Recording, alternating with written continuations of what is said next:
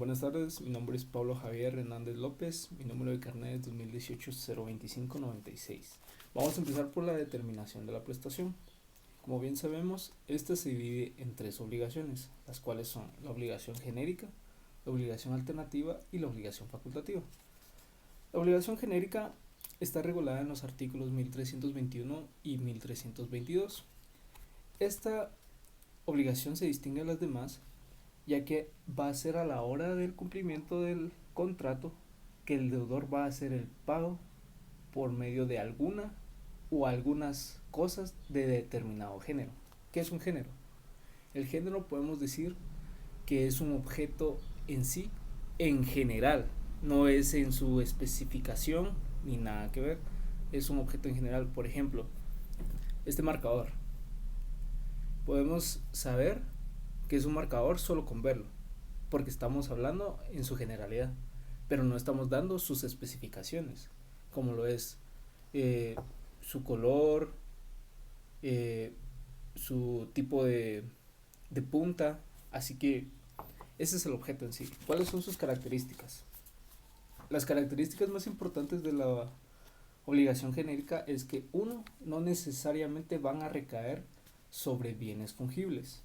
Dos, de que en la mayoría de los casos suele referirse a bienes muebles, aunque no hay ninguna imposibilidad de que se refiera a bienes inmuebles. Y tres, las obligaciones genéricas son también obligaciones ordinarias y de género limitado. ¿La obligación genérica puede volverse una obligación específica? Sí, se vuelve específica por mediante su individualización, concretación y concreción de la cosa. Por ejemplo, yo soy el acreedor y le digo a mi deudor, quiero que me des una televisión marca LG de 65 pulgadas. Ahí yo estoy especificando el objeto que quiero. Entonces, la obligación se vuelve una obligación específica. Por lo tanto, eh, seguimos con el género limitado. El género limitado nos dice que la obligación genérica no se va a determinar solo por su género, sino que se va a determinar por causas externas, como pueden ser su lugar de concepción, su lugar donde se concretan, y por eso sacamos las diferencias entre eh, las obligaciones genéricas y las específicas. Las obligaciones específicas son ya una prestación determinada, ya está individualizada por todas partes. Cambio, una obligación genérica es una prestación indeterminada, pero esta se puede especificar mediante su individualización. La obligación alternativa está regulada en los artículos 1334 y 1340 del Código Civil. Esta es una obligación donde existen diversas prestaciones en forma disyuntiva y el deudor tiene la facultad de elegir cualquiera de estas prestaciones para hacer el pago de la obligación. ¿Me doy a entender?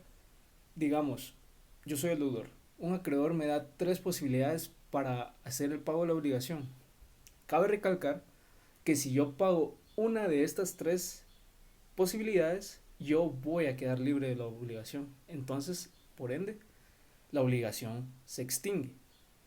Entonces, la obligación alternativa es una pluralidad de prestaciones en donde el deudor tiene la facultad de elegir con cualquiera para hacer el pago de la prestación. Pérdida y perecimiento de las prestaciones. En dado caso, estamos con el ejemplo de las tres prestaciones. Por tal caso, a mí se me imposibilita pagar esta, yo aún tengo estas dos posibilidades para hacer el pago de la prestación, entonces es una obligación alternativa. Pero si yo no puedo cumplir con esta y solo me queda una prestación, ya no es una obligación alternativa, sino que es una obligación simple. Pero en dado caso no puedo cumplir ninguna de las tres, ahí ya me trae consecuencias a mí, que yo soy el deudor, ya que el acreedor va a pedir indemnización por daños y perjuicios. Ahora pasamos a la obligación facultativa. Esta está regulada en los artículos 1341 y 1346 del Código Civil. Esta nos dice que es la facultad que se le da al deudor y al acreedor para poder pagar la prestación de una manera distinta a la que ya estaba pactada. Obviamente tiene que tener el consentimiento de las dos partes, acreedor y deudor. ¿Cuáles son las diferencias entre la facultativa y la alternativa? En que la alternativa hay una pluralidad de prestaciones para hacer el pago. En cambio en la facultativa solo hay una prestación. En las facultativas y las genéricas. En las genéricas sabemos que es una prestación indeterminada y carece de identidad autónoma. En cambio la facultativa es una prestación determinada y es única. Las facultativas versus las accesorias. Las accesorias carecen de identidad autónoma y dependen de una obligación personal. En cambio, las obligaciones facultativas son la sustitución de una prestación por otra. Obligaciones pecuniarias. Como sabemos, todas las obligaciones giran alrededor del dinero. ¿Y qué es el dinero? El dinero es la materialización del valor mediante billetes y monedas y nos sirve como medio de pago para pagar los bienes que estamos adquiriendo.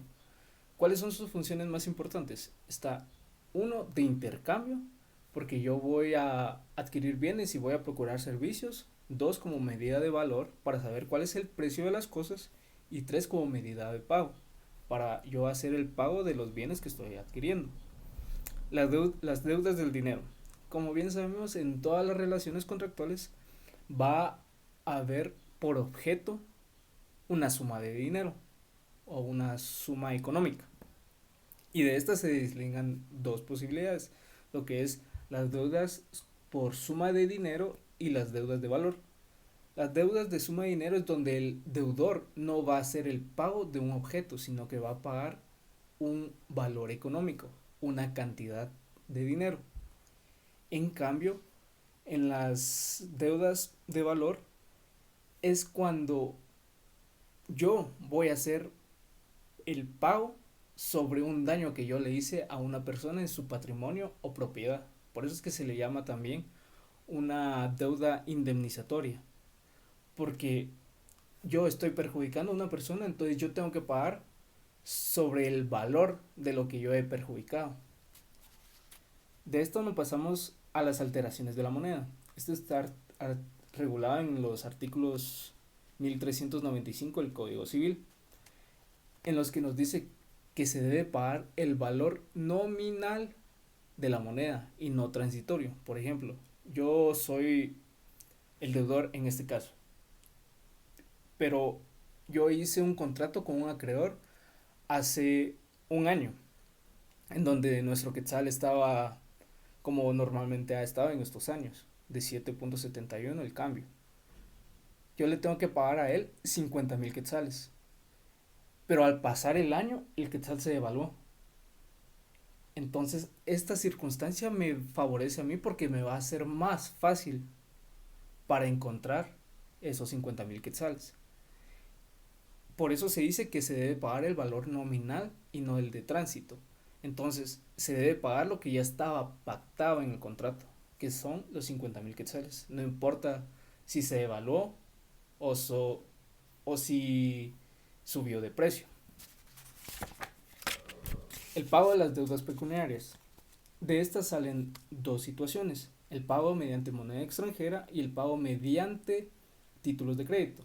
El pago mediante moneda extranjera está regulado en los artículos 1386 y 1387 del Código Civil, que nos dicen que no va a haber ningún impedimento para que yo pueda realizar mi deuda, el pago de mi deuda, mediante moneda extranjera.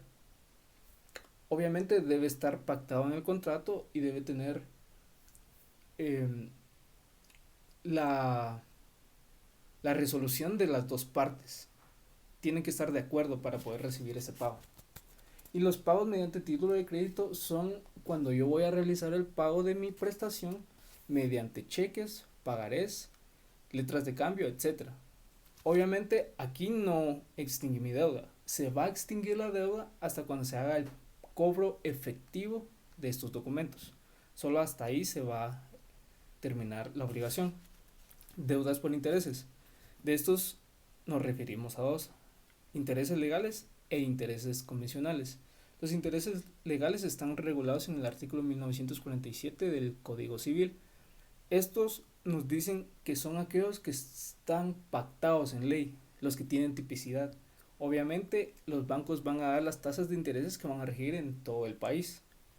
Y los intereses convencionales son aquellos intereses atribuidos a los contratos entre acreedor y deudor.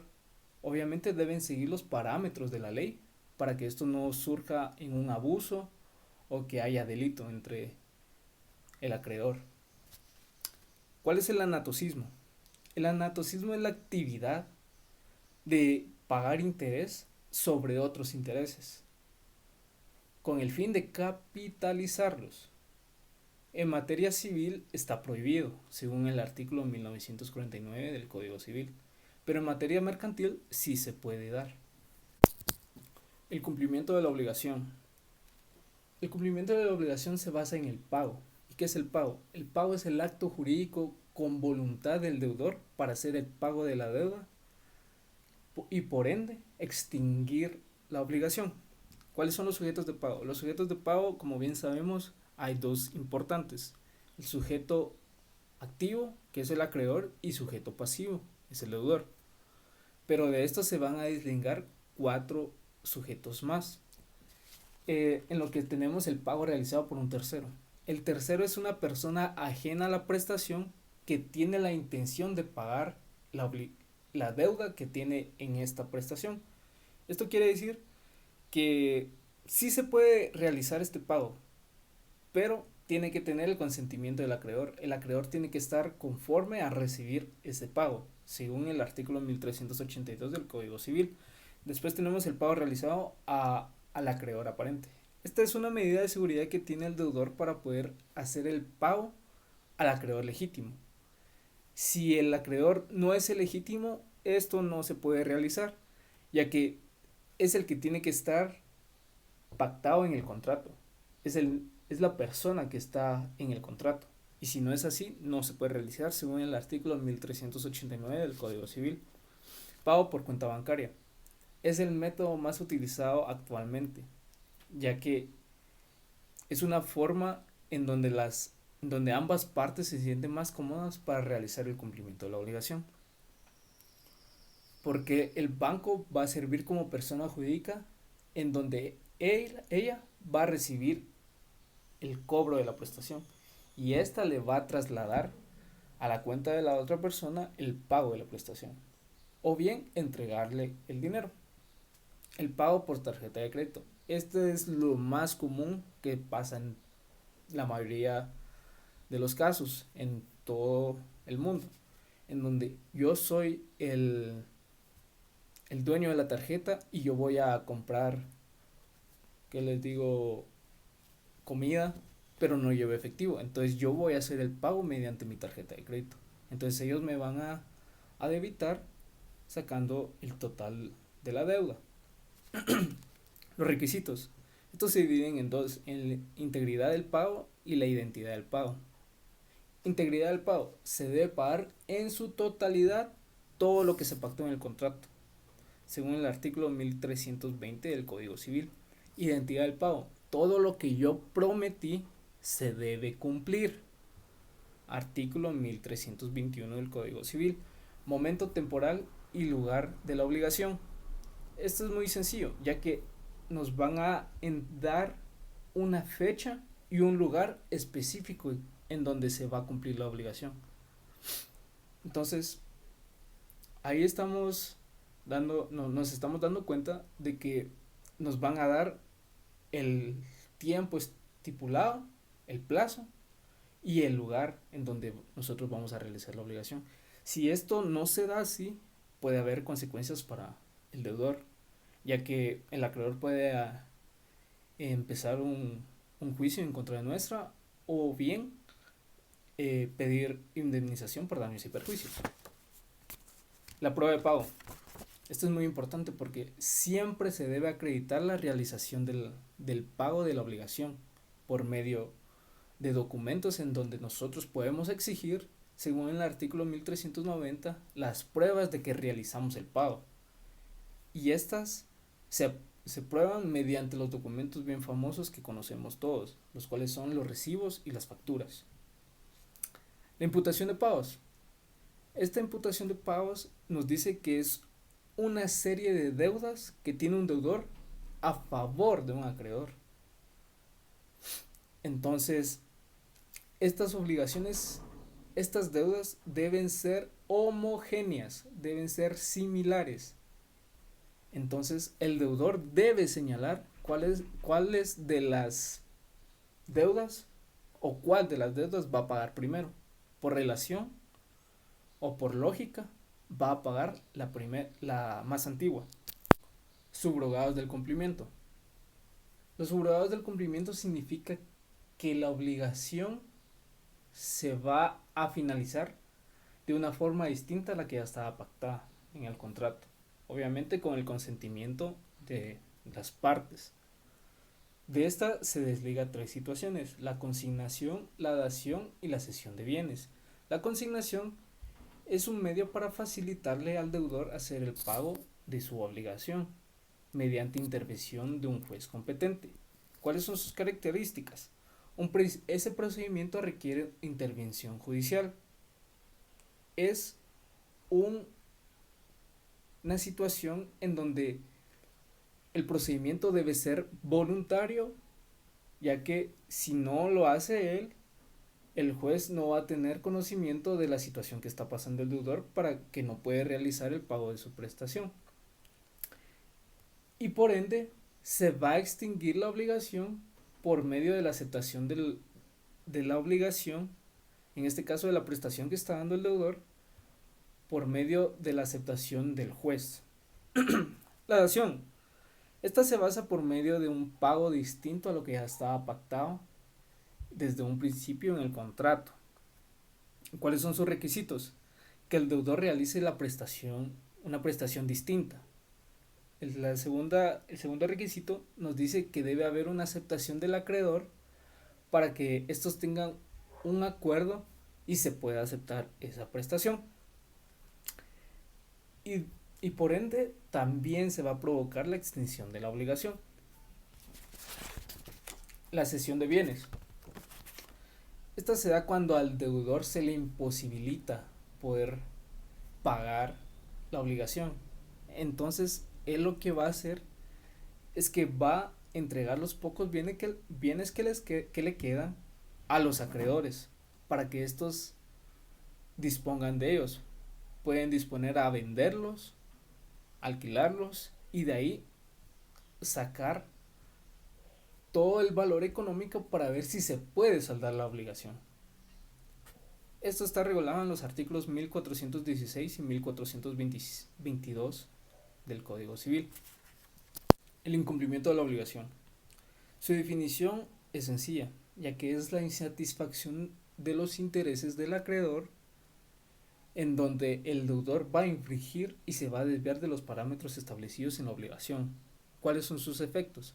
Que van a haber unos deberes de reparación para los patrimonios de los acreedores, ya que a consecuencia de ellos están teniendo problemas, se están reduciendo, entonces son deberes de reparación del patrimonio del acreedor. Segundo, la sujeción de los bienes del deudor. Esto significa que el acreedor va a tomar los bienes del deudor y los va a agredir con el fin de que los bienes del deudor puedan pasar a los bienes del acreedor y hacerse dueños de ellos.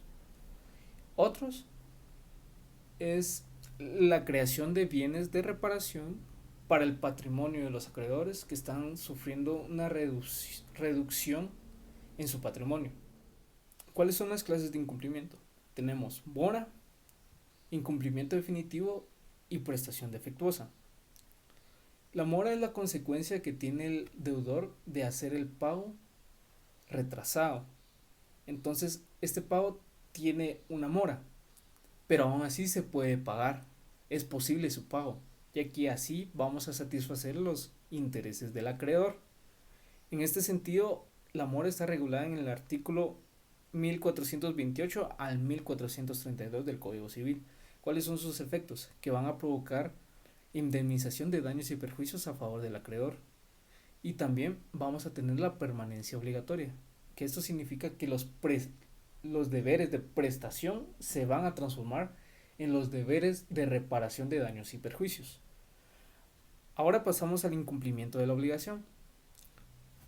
Después de vencer el plazo, ya hemos pasado a la mora, ya no tenemos ninguna posibilidad de entregar la obligación o la prestación.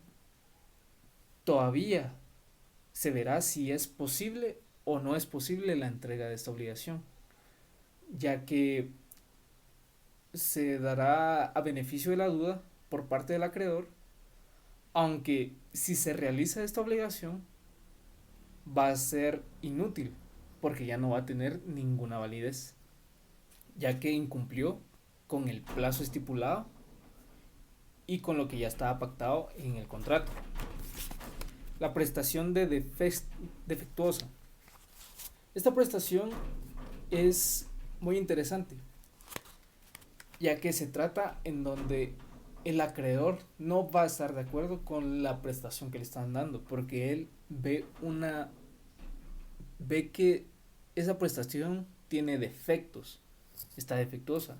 Entonces él no está contento con esta situación y lo hace ver ante a un juez competente. Entonces él dirá si esta prestación se puede mandar a arreglar y después ver si va a ser idónea para poder satisfacer los intereses del acreedor. Entonces, si no es así, el acreedor puede sentirse en su facultad de no aceptar esa prestación. De esta forma llegamos a la responsabilidad del incumplimiento. Esto nos trae unos presupuestos de la responsabilidad contractual, que esto dice que debe haber un contrato activo entre la parte responsable y la parte de la víctima para que esto sea válido, y de este debe provenir el daño causado, que va a ser el incumplimiento de la obligación. Las líneas y directrices de la responsabilidad nos dice que la responsabilidad se basa en la conducta del deudor, artículo 1423 del Código Civil. Se presume que por su culpa no se está llevando a cabo la obligación hasta que se compruebe lo contrario. Los criterios de imputación del daño derivado. El daño es todo aquel menoscabo que ocurra en el patrimonio del acreedor, todo aquellas situaciones que van a perjudicar el patrimonio del acreedor. Ese es lo que se considera como el daño. Las consecuencias del incumplimiento de las órdenes de la responsabilidad del deudor. Obviamente esto va a generar la indemnización de daños y perjuicios, porque hubo la omisión de entregar la prestación que ya estaba pactada en el contrato. Entonces de esto se va a derivar lo que es la indemnización de daños y perjuicios, que esto se basa en el artículo 1433 al 1435 del Código Civil, que nos dice que la indemnización es una consecuencia del incumplimiento y no va a haber daño si no va a haber indemnización si no hay daño. Esto lo regula el Código Civil para las situaciones y la institución de la indemnización. Después pasamos a la exoneración del deudor, que esto nos habla del caso fortuito o de fuerza mayor. Esto es muy interesante porque son situaciones en las que el deudor no tiene la responsabilidad de lo que pueda pasar. Por este caso, son sucesos que no se pueden no se pueden prever y pueden pasar por medio de la naturaleza o por medio del hombre.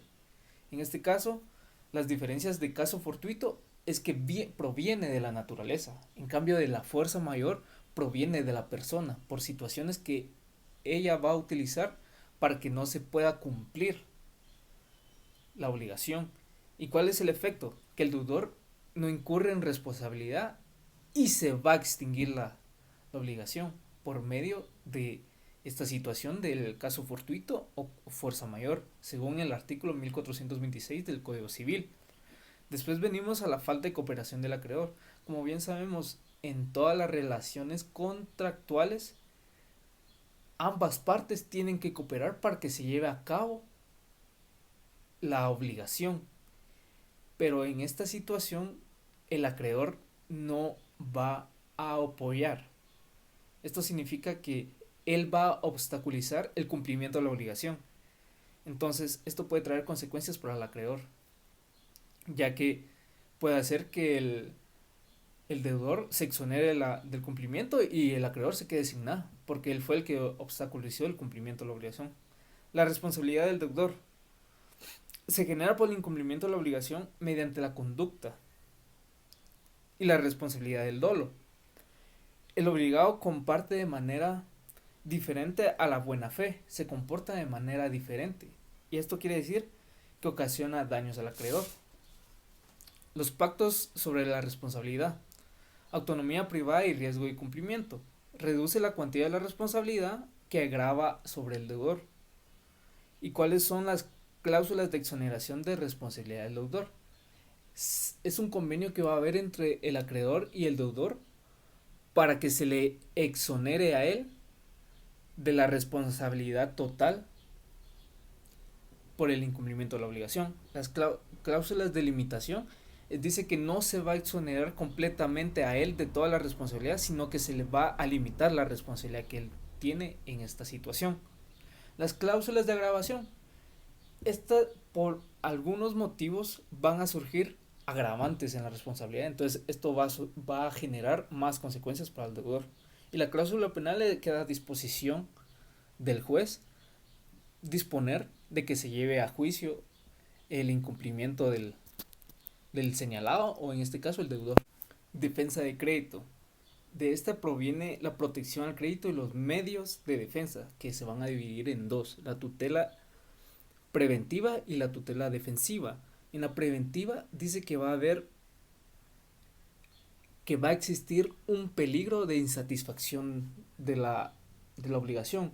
Aún no se ha dado ese incumplimiento, pero existe el peligro. En cambio, en la tutela defensiva es cuando el interés se ha visto afectado mediante el incumplimiento total o parcial de la obligación. Las medidas judiciales: el embargo preventivo, el arraigo y el secuestro. El secuestro no es un secuestro de una persona, sino un secuestro de los bienes del deudor para así enajenarlos y sacar lo mejor de ellos para poder pagar la obligación de la prestación. La protección de fraude, acciones de conservación. Es una garantía del acreedor en cuanto tenga los bienes del deudor para asegurarse que los va a usar de buena fe. La solvencia del deudor, seguridad de los acreedores para hacerse de su obligación. La acción pauliana es la facultad del acreedor de impugnar conductas del deudor, en dado caso que el deudor venga y enajene sus bienes para no poder cumplir con su deuda. El acreedor tiene la facultad de poder impugnar esas situaciones, esas acciones del deudor para poder hacerlo ver y hacer que tenga unas consecuencias negativas para el deudor. La tutela represiva, el cumplimiento forzoso y la acción subrogatoria. El cumplimiento forzoso es el poder coactivo que utiliza el acreedor en contra del deudor para así hacerse que la obligación se cumpla y así satisfacer sus intereses. En cambio, la acción subrogatoria, el acreedor puede sustituir al deudor para que él pueda enajenar los bienes y así hacer que estos bienes cumplan con la obligación por medio de su venta o de su liquidación. Protección a créditos. Puede rehusar el cumplimiento de su cargo mientras que la otra se cumpla. Y la resolución obligatoria señalamática es la parte acreedora que insiste el cumplimiento de la obligación y desarcimiento de los daños.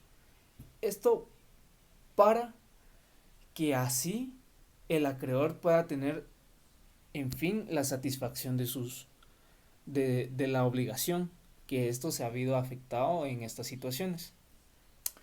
Bueno, muchas gracias por ver este video. Sabemos que es de tal importancia saber sobre el derecho de las obligaciones y más ahorita que es un momento difícil para Guatemala. Sabemos que es imperativo tener conocimiento de este tema y por ende le doy muchas gracias al doctor Vladimir Aguilar y muchas gracias. Buenas tardes.